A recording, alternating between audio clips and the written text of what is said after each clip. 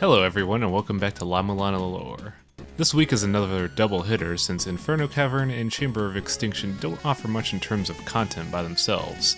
The areas don't have much focus in terms of culture, but they offer a wide variety of interesting trivia to look into, along with some context for the main plot of the game.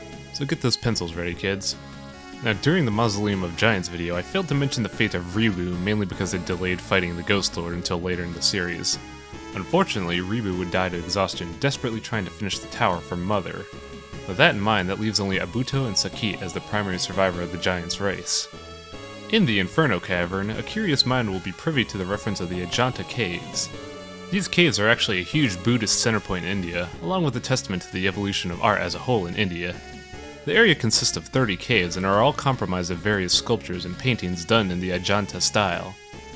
The caves still exist to this day and are considered a holy site for the Buddhist faith. What's really interesting is that most of the background architecture in Inferno Cavern shows a striking similarity to the Ajanta Caves, primarily cave number 9. Though there's little much else that connects that level to any Buddhist or Indian cultures, so it might just be coincidence. In the Chamber of Extinction we find the Chakram, an ancient projectile weapon whose origin can be traced to India, more specifically the Hindu god Vishnu. Made of bronze, these weapons could be flung as a projectile, or used in melee as a potent slashing weapon. The Chakram's popularity is spread pretty far among Asian countries as well, but with some slight variances in design. Probably the most recognizable user of the Chakram in modern media is Xena Warrior Princess, who uses the weapon to attack wide groups of enemies in a somehow non-lethal fashion and in a pinball manner. While La-Mesa may not use the Chakram as a melee weapon, the ones he finds have a habit of flying back to him like a boomerang, which helps with ammo preservation. One interesting enemy we see in the Chamber of Extinction is what looks like a snake man. In Hindu and Buddhist culture, the Naga is a very prevalent figure that is basically a snake man as well, but what I find interesting is its use in-game. Early in the Mausoleum of Giants, we learned that the first set of Mother's children had the body of a snake. Not only do we see a fair amount of snake men in this stage, it's also the only stage where we actually see snake men, period. Considering how we see the last vestiges of the snake men in this level, along with prior knowledge of Mother's propensity of punishing her kids, we can make a strong guess of what happened to the first generations of Mother's children in this level.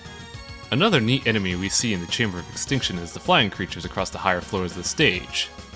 It's not displayed anywhere in-game, but according to the La-Mulana wiki, these are considered the Garuda, a prominent bird-human deity seen across many Southeast Asian countries' mythology. While its symbolism varies across countries, one interesting fact to note is that they are apparently the sworn enemy of the Naga in Hindu culture.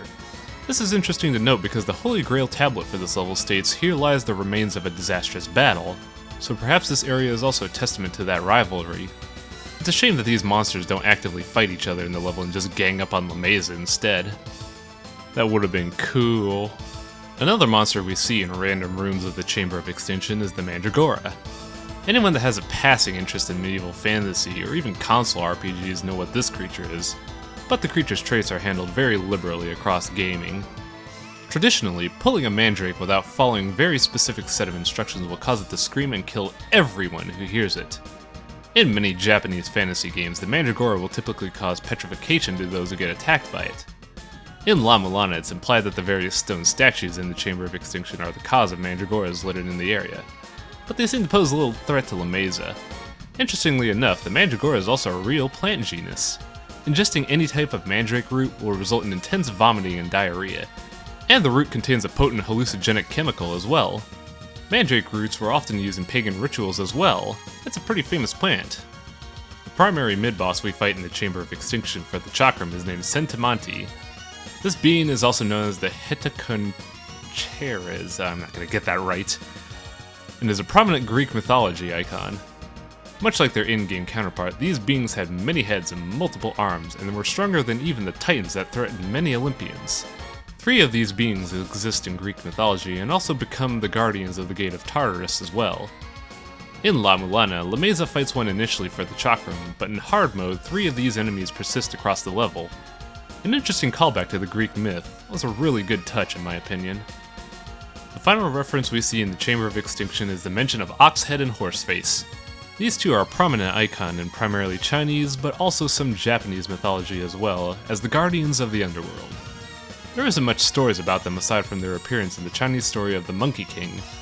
but Oxhead and Horseface are fairly popular video game icons, ranging from Miramasa the Demon's Blade to RuneScape, and of course La-Mulana.